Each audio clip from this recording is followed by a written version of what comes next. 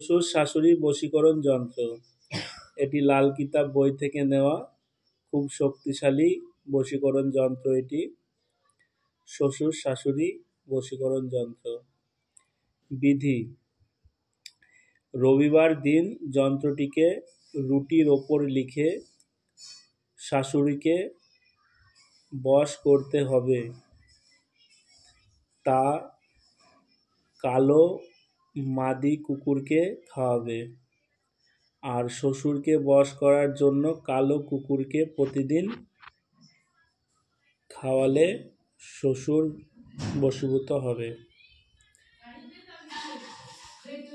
এই যন্ত্রটি খুব শক্তিশালী যন্ত্র।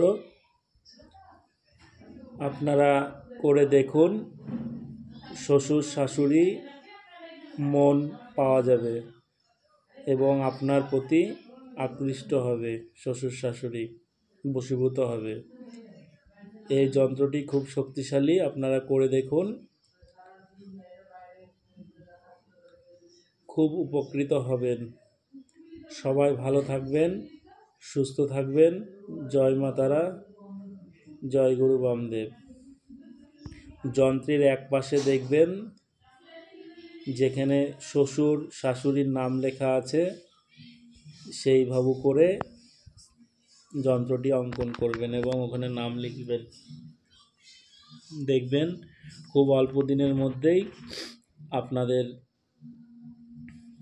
মনস্কামনা পূর্ণ হবে। সবাই ভালো থাকবেন, সুস্থ থাকবেন। জয় মা তারা, জয় গুরু বামদেব। সবার মঙ্গল হোক।